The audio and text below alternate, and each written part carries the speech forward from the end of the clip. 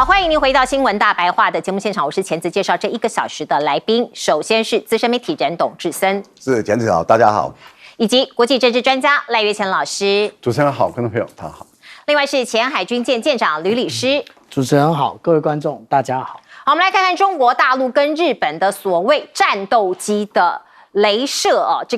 雷达照射事件，到底现在落幕了没？我们看到美国跟日本呢，说是国防部部长有互相通了一通电话，日本的防卫大臣小泉进次郎有跟媒体讲说，这一通电话讲了40分钟，那对象就是美国的战争部部长赫格塞斯那讲到说中国军机照射雷达事件，认为中国军方的行动无助于地区的和平与稳定。可是呢，我们看到好几个小时之后，美国的战争部的官网上面才轻描淡写的大概有提到说他们有通电话，并且说到讲到是要提升防卫支出，还有强化战力还有中国的军事活动啊以及各种的演习的重要性。他没有特别对于这个所谓的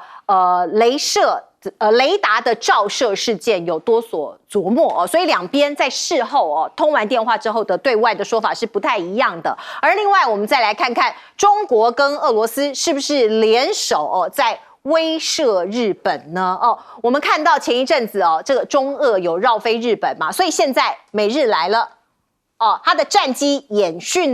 也刻意在秀肌肉，所以你可以看到这两边其实某种程度还是有紧张的气氛。那白宫就说川普和中日都友好，所以川普是不是想要淡化这一些所谓的这个军机事件呢？我们看到呢这个白宫的发言人这位女性李威特就特别出来说了一番话，我们来听听看。Japan is a great ally of the United States, as evidenced by their personal relationship and our continued trade relations with Japan. With respect to China, the president also has a good working relationship with President Xi, which he believes is a good thing for our country. And he believes that the United States should be in a position to have a good working relationship with China while maintaining our very strong alliance with Japan.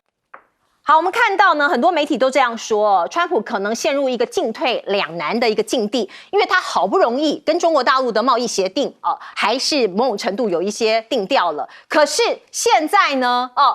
出现了中日的紧张关系，他明年4月还要访问北京他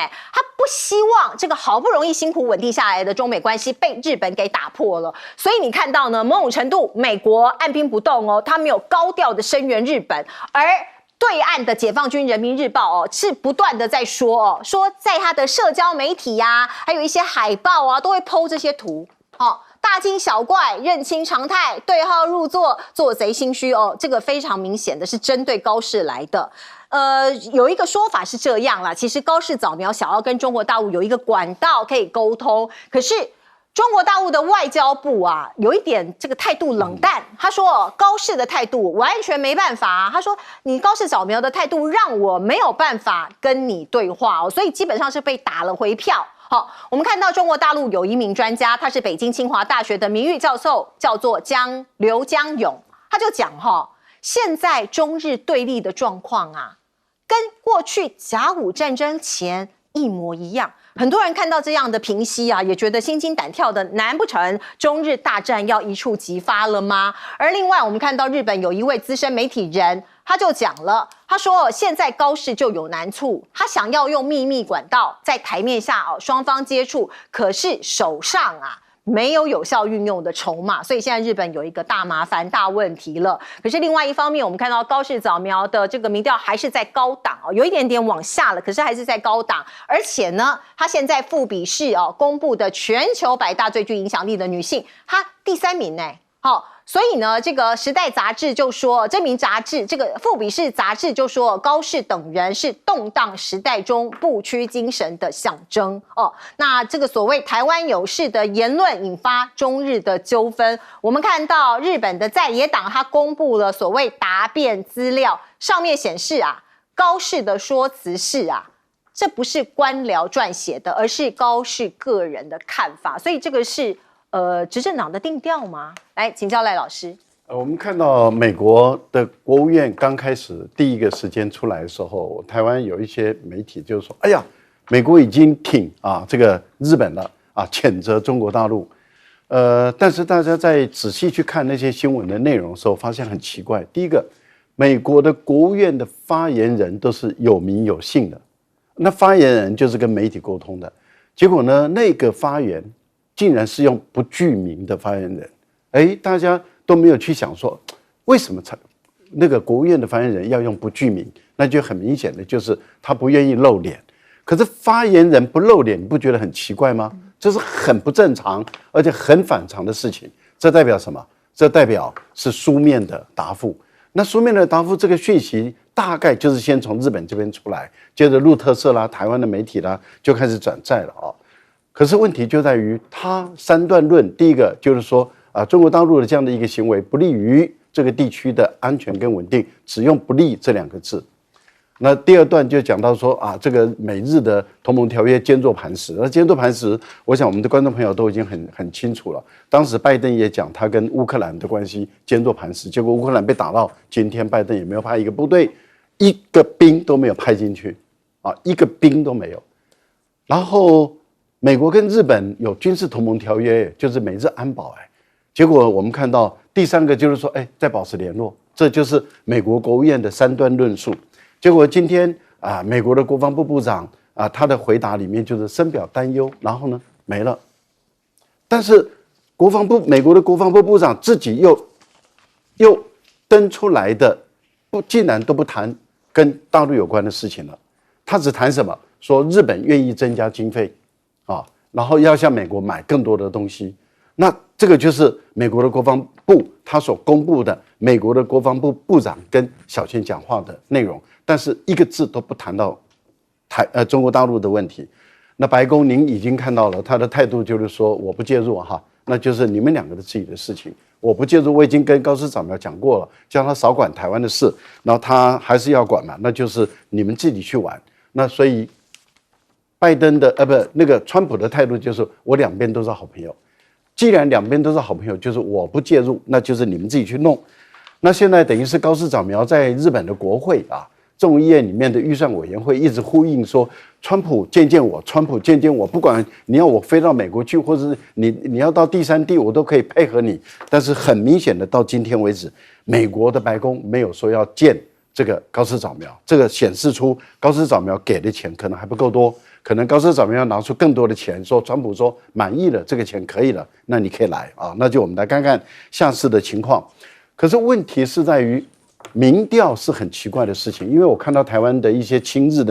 的媒体，他们在谈到民调的时候，我就不太理解了。为什么？因为我们还记不记得上个礼拜的时候，高市早苗的民调支持度是72%，结果现在只剩下59.9%，结果他说略跌，飙近60%，往上飙60%，然后略跌12%的民调支持度，从72到59.9，叫做略跌，跌了12%。有时候我都觉得这个文字工作者真的是很厉害。那到底什么叫做大跌？什么叫做大涨那换言之，也就是说，1个礼拜左右，高市早苗的民调支持度已经从72跌到59.9，不到60%了。这个难道不是释放出一些讯息吗？那当然，我们看到了高市早苗他已经把日本的现状改变了，因为他主动的要改变现状以后，现状也被改变了。为什么？因为现在中国大陆跟俄罗斯很快的时间组织了这个战略轰炸机，可以装核导弹的，对于日本的全境，从宫古岛然后再往上走，对日本的全境进行这种常态性的、威慑性的、核武性的战略巡航的时候，它以后变成一个常态，就是现在这样做，明年也会这样做，后年也会这样做，从此以后改变了。也就是说，过去可能还不会从宫古岛或者从大隅海峡或者从青津，现在是青津海峡也绕了，大隅海峡也绕了，对马海峡也绕了，然后日本的宫古海峡也跟你绕了，不管是航母跟你绕，然后战舰跟你绕，然后这个战略轰炸机都跟你绕。也就是说，从现在开始都会变成常态。那在这样的一个情形下的时候，我就想起在台湾当时也有一个领导人姓蔡啊，然后他跟美国啊也有很多的联系。后来裴洛西来台湾以后啊，台湾的现状从此以后就被改变了，也就是防空识别区没有了，台海中线没有了，解放军的军机、战舰、无人机都在台湾的四周不断的进行演训，那也就是说整个现状都被改变了，那再也回不去了。当时那位姓蔡的领导人还登上这个《Time》杂志的封面拍了一个很漂亮的照片。那现在您看看高市早苗到底影响了全世界的哪一个人、哪一个国家、哪一个事件，竟然可以上台到现在1个多月，说变成全世界最有影响力的3位女性之一。这个富士比你到底有没有业配啊？我不要讲收钱了收钱好像很怪，但是你有没有业配啊？为什么？因为高市早苗把日本的现状被改变了，但是你说她成为全世界最有影响力的3位女性，你影响在哪里？告诉我们你的标准是什么？来，董哥。富比士的标准很简单，高市早苗要挑起亚洲的战争啊，当然他的影响力很大，对不对？本来好好的，可是因为他实在太自负了他认为川普带他到美国的军舰一定会替他撑腰嘛，这是他的一个误判嘛。那大家看川普现在在干嘛？川普赶快要调解俄罗斯跟乌克兰，大家讲说都已经快成功了，对不对？感恩节后现在已经到耶诞节了，都没有啊。现在是泽伦斯基不愿意啊，说欧洲的国家都挺我啊，我为什么要接受？叫我要把俄国人占领的土地就给俄国人，我不要。现在已经僵在那里了这个川普的和平奖，我看大概要泡汤了。以色列持续攻打加萨走廊，大家也看到了。其实这几天川普洋洋得意的说，他弥平了8场战争。他弥平最重要一场战争在哪里？泰国柬埔寨这2天打起来，已经50万人撤了。大家赶快撤，因为战争打起来了，死了10几个人了，还有4个泰国的士兵也死了。这个要怎么收拾？川普，我们闽南话叫塔卡莫伊修啦。你现在又跟他弄这个，所以川普那时候为什么要打电话给高市早苗？就说你台湾的事情你不要管，你怎么去搞这个？那当然，高市早苗现在他是骑虎难下，又不晓得怎么办他现在不晓得怎么办就是说没法沟通那大家也看到日媒写说他们想用后面的一些管道，也完全没办法。为什么？因为过去的他们自民党其实跟公民党是合作的那这一回合，其实高市早苗这次当首相，跟过去最大的不同是，公民党拒绝跟他合作，两边合作了26年，因为他们自己一个党单独没办法够办嘛，他要靠公民党。公民党这回，我也不要你的内阁阁员任何席，那所有的那个我们也不跟你合作了，所以他现在合作的对象是维新党那公民党其实跟中国大陆交情是比较好的，他本来有这个管道可以去那个，现在他完全没办法那完全没办法，他现在变成进退维谷，不晓得怎么办了。这就是现在高市早苗碰到的情况，他自己很清楚，他认为说只要美国挺我，或者各国大家都挺我，所以4天前《金融时报》就写说，日本一直期待美国讲话美国不讲话，日本的防长只好找美国的战争部长要讲话，结果也没用。为什么？因为美国现在非常特殊，他就是只有川普一个人讲的才有算数，其他的人都不算数，所有的部长、所有什么那些都不算数，所以川普显然我就不要去提高这边的一个战争氛围。为什么？因为我跟中国大陆好不容易谈好了，而且明年4月我要去访问，你们这些周遭的力量来这边跟我指指点点，对不对？那现在升高了，升高说你的飞机被人家雷射照啦就讲那些是那又怎么样？现在中俄15架战机已经要逼近你了，你有什么办法？没有办法。我告诉你那这件事情从头到尾，因为很清楚，就是高市早苗主动去挑衅中国大陆嘛。本来好好的，习近平跟他在 APEC 会面，结果会完面以后，不管你说大家表面都很和谐又怎么样，他不应该第2天他po上跟林信义说台湾之政跟我合照，哇，自己很高兴，然后接下来就讲了日本如果台湾有事，他出兵，要有自卫权，这些东西讲了以后，那就很明白了，我在挑衅你嘛。那自习近平的脸面，在哪里？这种主动挑衅，一般人跟人的交际都不会这样，何况是国与国之间。所以高市早苗现在大家要替他解释，说他不能代表日本政府啊，包括在野党都要替他解释，这个是没有用的。过去安倍晋三讲这个话也是在野时候讲的，不是走向任内，这个要搞清楚啊。是，来舰长。我们讲到啊，在今年的5月跟6月的时候，这个时候也就是山东舰的编队以及辽宁舰的编队以第2岛链为中心来进行反介入的一个演练的时候，那个时候我就已经提到了，也就是无论是美国或是日本，现在要对于中国大陆的海军的在任何的地方的公海出现，你都要习惯了。那现在我们所看的就是不习惯了。那他们不习惯的状况，现在还有更糟糕的状况。怎么说呢？也就是我们当初看到为什么日本这一次他们反应这么激烈，也就是看到这个辽宁号编队为什么从这个6号的时候就开始往上折，其实这就是沿着这个琉球群岛一直往东北走，再往上走就到4国南方了。那他们觉得这个对他们来讲，是前所未有的。但是再强调一次，你要慢慢习惯，只要是公海，你都要习惯。那更何况啊，我们看到中俄的空中战略巡航的时候，其实他们走了这么一条路，也意思在做什么？其实他们在做的，也就是跟辽宁舰编队进行一个海空对抗的部分。那进行海空对抗的部分，那谁是守势的一方呢？其实是空中兵力，也就是对着这个辽宁舰编队这个介入的兵力呢进行模拟的一个攻击的演练啊。那这是我们从这一次所看到的。那这一个只是一个表象而已。那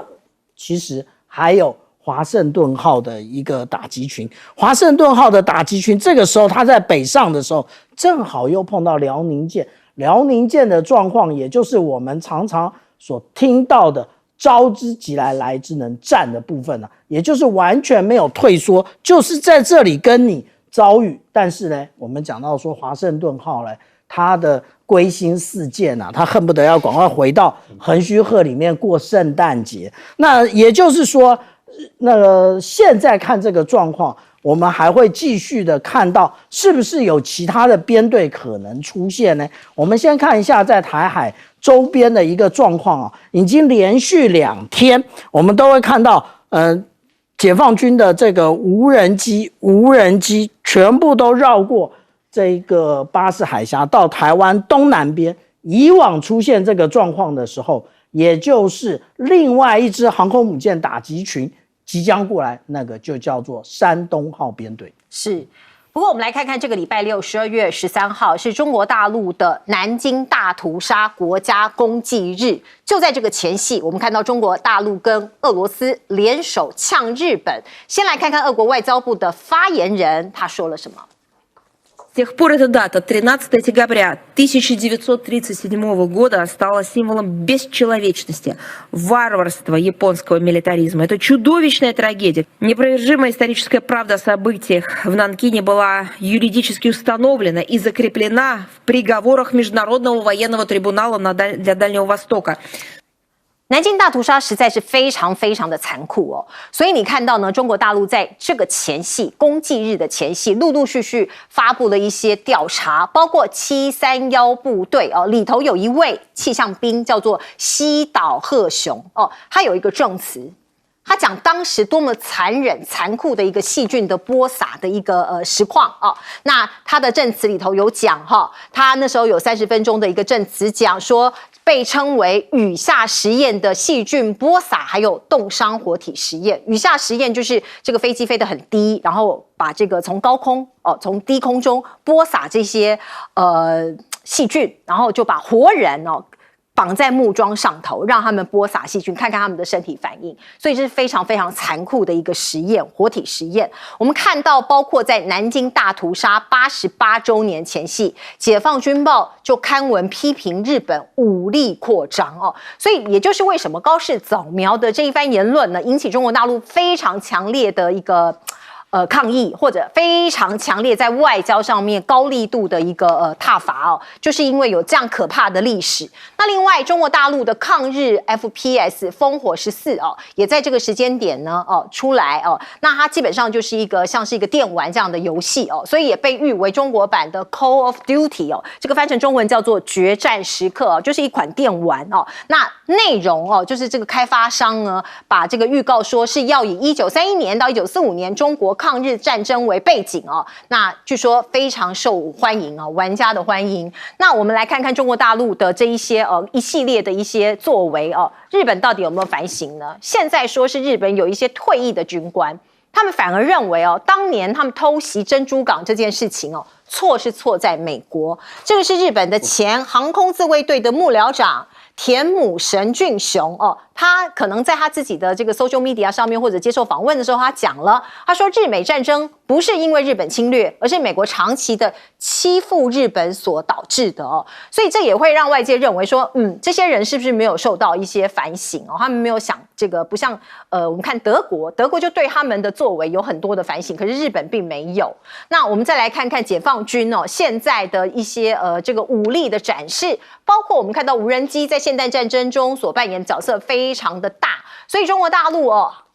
空中航母这一款叫做9天无人机第一次试飞成功。我们请导播让我们看到这个画面，它是采用通用平台加模组化任务载荷的设计概念，可以携带大批的蜂群无人机，而它的载重也非常的重哦。那它的航程航时都突破了以往。而另外呢，我们看到呢，西方媒体也观察到一点，就是中国大陆重建二战时期的跑道。这个跑道是建在哪里呢？西太平洋岛国密克罗尼西亚的一个沃莱艾环礁上面说是中国大陆在这边进行一个重大的飞机跑道的重建工程。那这个意图外界在关注。那还有一个报道也说这是美国智库在观察也曝光的这一份文件上头说，中国大陆在黄海部署16个水上设施这个有可能会阻碍航道所以也警告说这个南海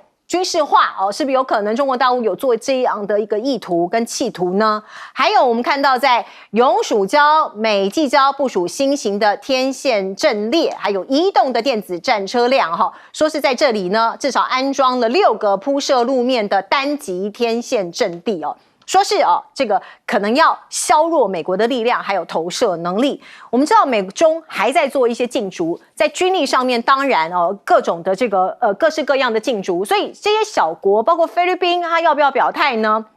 南海的紧张持续，中国新任的驻菲大使就像小马可仕递国书，那小马可仕怎么讲？他就回应了，他说中国是菲律宾最重要的朋友和伙伴之一。这些外交辞令是不是代表菲律宾的内心呢？来问一下老师。我们看一下日本，由于他不肯认错、不肯悔改不肯改变，所以他过去的犯的错他的罪行就会不断的被拿出来，因为你不肯认错，那大家就会告诉你说你错在哪里这个就是日本这个民族，日本这个右翼，他们没有任何智慧，蠢到毙了为什么我会说蠢到极点？你看德国的纳粹也够没有人道各位想想，德国纳粹时期，其实那就代表德国人了，也代表德国军队了。他们对犹太人是怎么杀的？而且用惨无人道的方法去杀犹太人。然后他们殖民欧洲的时候，占领欧洲的时候，他们也干了一些有太多见不得人的事。但是德国人是认错、道歉、下跪，然后一直到前几个上礼拜，德国的总统到英国去的时候，还特别去到这个无名英雄墓，在那边献花，然后在英国的国会演说的时候，还一直说我对你们造成了这么大的伤害，我们德国人永远会记得，我们永远感觉到愧疚。各位想想，二战结束到现在多久了？可是德国人都是主动做以后，大家就不会再去提起来了可是日本不是，日本就说我没有，都是他们该死，我跟这个西方的国家都一样，他们也是到处杀，我也是到处杀。你这样的情形下的话，你让受害者他很难看，你让受害者他的愤怒他没有办法平息，他没有办法得到安息。好，那当然我们南方有个小国，就是叫新加坡，说哎呀你要放弃啊过去要往未来看，那这个已经变成全世界最大的一个笑话。好，现在的南京大屠杀，这个到底该不该重视？该，因为日本从来没有认错。731部队，坦白说，最多的证据，大量的证据是在美国人手中。为什么？因为二战结束以后，美国人占领，然后呢，这些731部队人本来要送到军事法庭去的，结果他们就跟美国达成一个秘密的协定，就是他们把他们的这些结果都送给美国人。所以美国后来的生物化学的科技能够突飞猛进，就是来自于日本的这个，对中国人还有对于当时的俄罗斯一些人他们的这种伤害所造成的。可是问题就在于美国人的不公道，美国人的不正义、不公义，他们就发生在这个地方，他们就不把那一些人送到这个战争法庭。由于美国私底下的交易，把东西都往美国送，所以他们也不敢让世界人知道。他们也不敢公布大量的这些证据，因为这些证据都是一箱一箱、一船一船的被运到美国去。你想想看，美国到今天为止不敢公布731部队大量的证据在他手中，因为那些人，包括安倍晋三他们的应该是祖父吧，对不对？也都免于受军事法庭的审判，他们都是国际间的战犯，他们都是对于人类的这种杀戮啊，是一个无法原谅的事情。可是美国人就匹夫，你就可以知道美国人的正义公道是嘴巴，而不是真正他们的念头，他们从来不相信这个。好，我个人认为一个民族一个国家搞到这个地步，然后你说韩国人，你说我们整个两岸的中国人怎么能够忍受日本人再这样子为非作歹？我觉得不能忍受，甚至连日本有良心的人，他们当初731部队的人，他们自己都觉得很痛苦，他们一个一个都站出来，在他死之前，他都想要告诉大家真相，说我们当时干了多少事，我们真的是一辈子内心里面不安。甚至南京大屠杀的一些人，当时的刽子手，他们也一直不断的在说，可是问题就在于日本人不断的在洗，这些军国主义者简直是死不悔改，这不能接受的。是我个人是觉得9天啊，各位观众朋友要特别留意哦，它的载重量是6吨，6吨，它的功能太强大了，可以空对空、空对地、空对海，还可以空对于水下的潜舰，是最重要的地方，它还可以担任中继指挥中心，指挥无人机。对，还有蜂巢无人机。来，请教董哥。大家要理解为什么现在中国大陆它这种民族主义那么强，很多人有时候为什么会这样？因为中国过去被列强欺负，那里面最残忍的手段最毒辣的就是日本。日本从8国联军就参与了，它是8国之一啊。那有些国家觉得我们用这种先进的武器去对付哪刀哪剑的这种清朝政府太差劲了吧？所以美国后来还意思，他把庚子义和团赔款拿出来一部分来盖了清华大学，就是说我们过去太过分了，我们要求你们每个人要赔1两，有多少人口就赔多少两，这个太残忍了。只有日本咬住不放啊，日本是这些8国联军里面最可恶了啊，它是亚洲唯一的帝国主义国家，大家可以看到。那他接着下来就一再的骚扰中国、侵略中国、占领中国，对不对？大家可以看到了。那为什么？因为最主要是日本不承认，包括高市早苗不承认有南京大屠杀，高市早苗去祭拜靖国神社，这个都是大家知道。虽然他那时候没有干首相，但是你的右派态度，那让这回在整个中国大陆就觉得不以为然。所以今年在中国大陆，它有2部片子是非常有名的南京照相馆，另外一部就是731那大家看了那些真是残忍啊很多家长说哇，这731不能给小孩看，那怎么可以？太血腥了。其实那里面已经把血腥的东西都已经尽量的简化，为什么大家会这么生气？各位朋友，我们台湾的桃园啊，有一个公园叫做乙未公园。为什么叫乙未？因为乙未的权利人叫做甲午啊，甲午战争割让了台湾，台湾的民众他基于民族大义，他们出来抵抗。那抵抗在客家桃竹苗这边抵抗的非常厉害那后来死了非常多的人，因为你是用传统武器跟日本的现任兵器、热兵器来对战，你当然是很吃亏嘛。所以大家看到了有那么多的志士为了保护台湾，甚至他们成立了台湾民主国那大家可以看到，虽然当然你说螳臂挡车，可是他的气魄是很强大的。所以你可以看到了江少祖、吴汤兴，对不对？徐湘然后大吴英类的罗福兴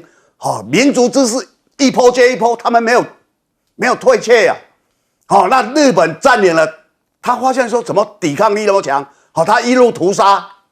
那我们也可以看到了，台湾有非常多这样的人呐桃园这个乙未公园其实它彰显了就是我们抗日的这个地方，然后这里的故事啊。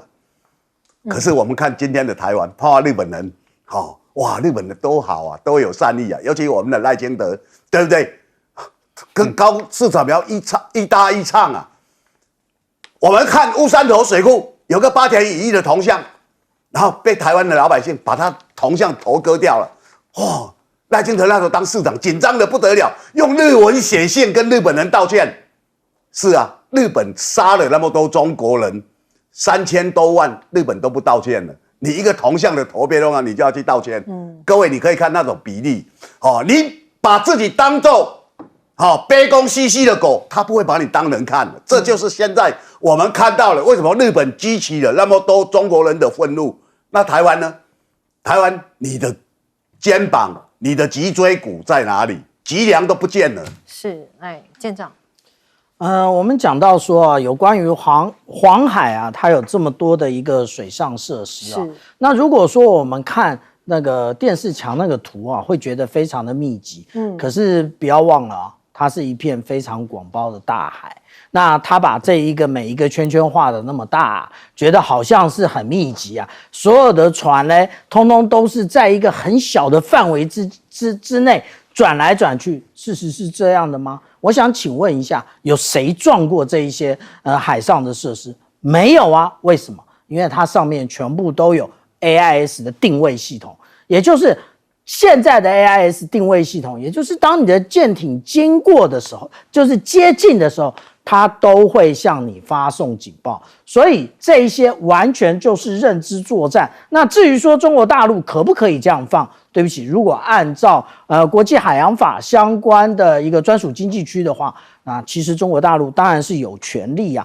那如果说我们看到这一个，也就是刚刚赖老师所讲到的这一个航空自卫队他的一个幕僚长，的确他就是这么写的，他上面写的全部都是日文，对不起看不懂。那但是现在 Google 提供翻译的话，它就是美国一直宣称日美的战争是爆发是因为呢日本侵略并偷袭珍珠港，这个不就是事实吗？我们大家都认定的事实啊。他说他的事实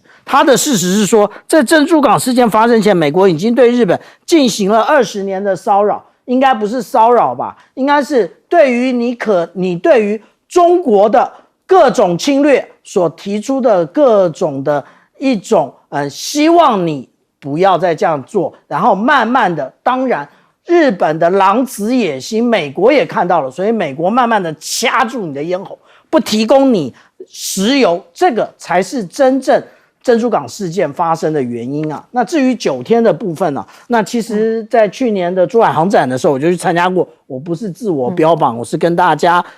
那个看一下，比对一下它的大小。其实它就像一架 F5的战机一样大。那而且呢，现在大家讲的都是无人机啊。你有看到它的那个机翼下面吗？单侧有4个挂点，意思就是它全机有8个挂点。大家提的最多的，也就是它可以释放这个无人机那100余架。可是这是一个所谓模组化的一个那个舱间，也就是它可以进行各种的变化，这个也就是它的一个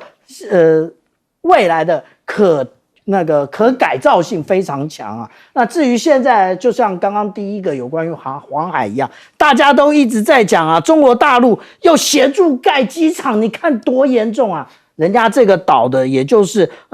沃莱爱环礁的人该死吗？他们都只能划船，不能坐飞机。他现在盖个机场，不过就是让这些人民更容易出行吗？不就是这样吗？至于说他这个关岛、天宁岛甚至帛琉，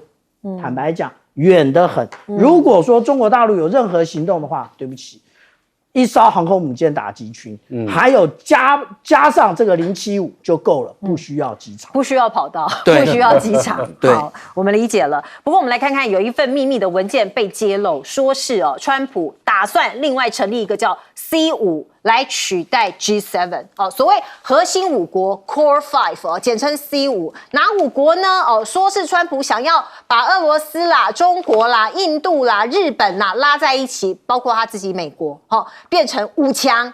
Core 5，把欧洲排除在外。不过到现在为止，美国并没有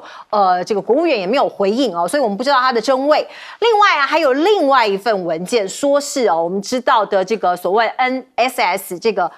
战略报告里面，他不断的说，哎呀，你欧洲有一些盟友已经不可靠了所以他里头鼓励就是秘密文件鼓励奥地利、意大利、匈牙利、波兰你们这些国家退出欧盟吧，来加入我们美国的势力范围吧不过这些秘密文件到底真的假的，我们现在不知道。可是前 CIA 的局长就说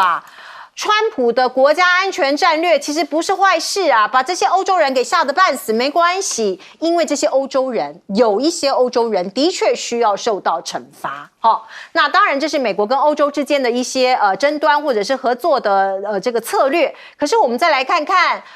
美国众议院现在在跟川普唱反调了吗？川普要减低这些在欧洲的驻军，可是众议院通过法案加强欧洲的国防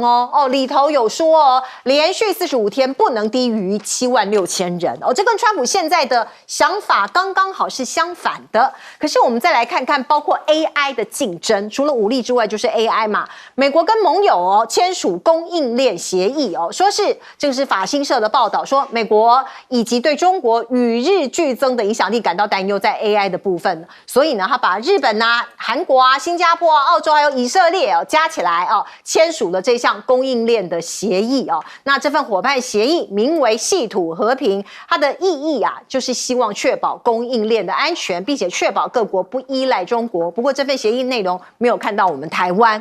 那我们看到 AI 的全国标准令也限缩到周全，并且提到习近平，他说我们美国要更加聪明所以这个竞争我们可以看到 AI 是川普念兹在兹的一个重大的一个事项。可是要发展 AI， 大家都知道你的电力必须要足够。现在我们看到《华尔街日报》有做一篇报道，川普看了很生气他说怎么可能我们的电力发电不如中国这是一个假的报道，他们错了。我们先来看看所谓的这个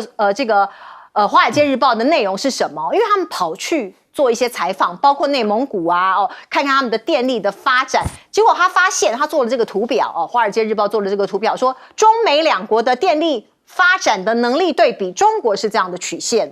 红色这一条，美国是底下这一条平平的曲线。所以他的这个结论是什么？他说，在中国低廉的电力成本帮助包括 DeepSeek 等 AI 公司在成本上可以比美国的竞争对手更便宜的价格开发高品质的 AI 模型。所以他特别讲说是在内蒙古，他的乌兰察布市还有邻近的和林格尔县这两个地方叫做东数西算计划的8大枢纽。所以你看到像是苹果啦、阿里巴巴还有华为这些科技大厂，在这些地方都有计算中心，主要还是电力。不过川普很生气，他说错，不是这样，我们美国还是赢过中国。来请教老师。美国有赢过中国的部分那中国大陆也有赢美国的部分这个比较复杂我们先放在后面谈，如果还有时间的话，我们先谈一下，就是目前传出来的C5，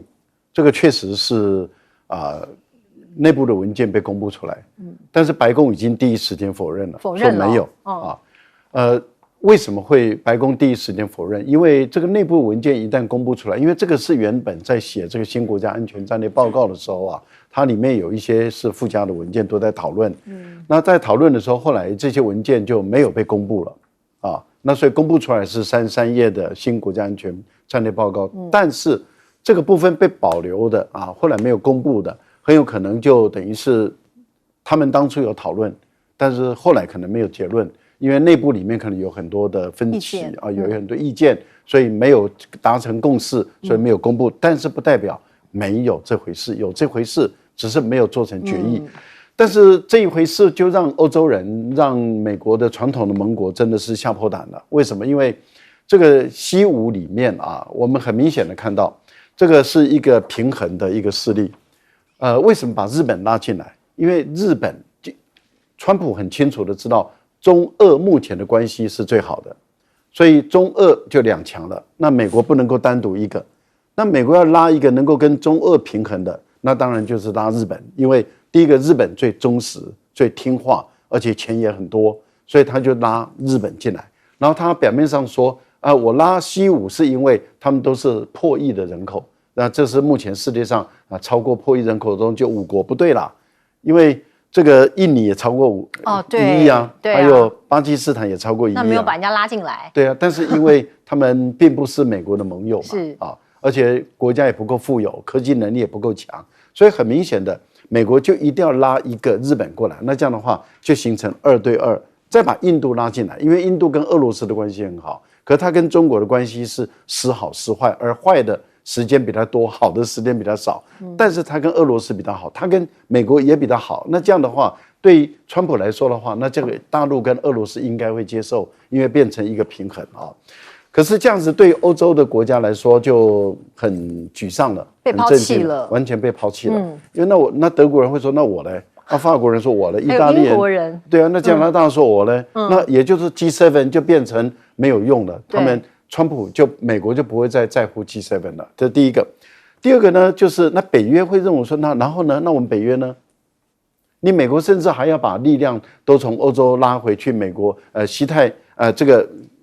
西半球，就是以美国为主，然后再往这个太平洋的方向来去加重一点力量。那我欧洲呢？我欧洲也没了。那我北约呢？北约未来到底要不要？那美国没有美国的北约还能不能存在？那欧盟会觉得说，我欧盟呢？那问题就在于，川普他是想把欧盟裂解。其实历届的共和党的领导人都是要裂解欧盟，所以小布希当时创造出一个叫做新欧洲、旧欧洲，你还记不记得？那是已经是20几年前的事情了。也就是说，对于共和党的领导人，他们一贯的思想就是他们很讨厌欧盟，所以他们很想把欧盟拆掉。那也就是拆掉。把东欧的那一些拉到他的这边来，把西欧孤立弱化他们。那这样的话，他们以后在世界上的杂音就比较少。这就是美国他的目的。所以真实性应该是有的，有的啦，有讨论，只是没有共识。是我们进一下广告。所以。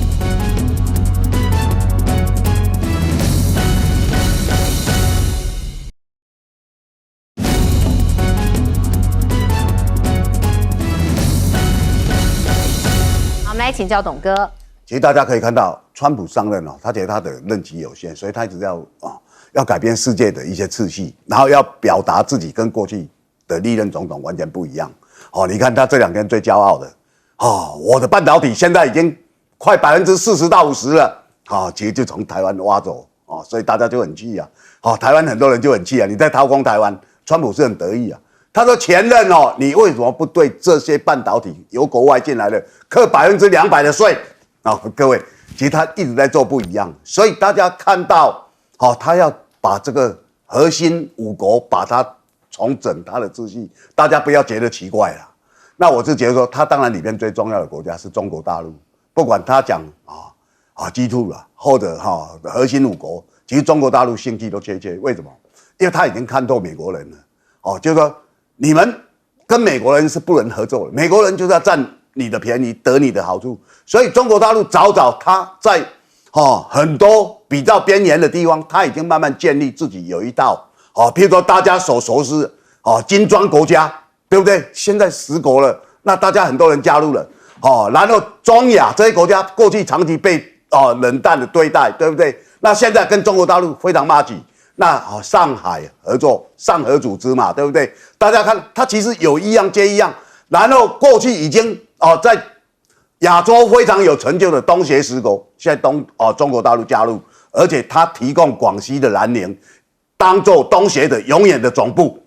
就是说它其实自己在周边已经建立一道以它为主为领袖的一个形态的时候，现在川普提这些，其实大家都不会有兴趣。为什么？因为你就是要做老大嘛，然后你要大家来跟你一起走嘛。那这个当然他有他的企图，因为川普在印象中他就是非常不喜欢欧洲嘛，欧洲他只对英国女王有兴趣，那时候女王在第一届见了他，现在是查尔斯国王，那他其实也不太以为然，为什么？大家记得他飞机一抵达的时候，他就开始骂欧洲啊，到处都是风力发电机，整个大平原都被破坏了，开始在数落那些艺人，大家看。他的想法跟全世界很多不一样，他认为唯我独尊才是最大的，所以最近都会有一些东西就会流露出来包括国防部也流露一份出来说，如果我们要把最高端的武器送到台湾的话，在半途就被中国大陆给拦截了，根本送不到，怎么会很多东西出来？其实他们是有在规划，但真正的情况，大家看一份接一份，不要觉得奇怪。是，来，我们进一下广告。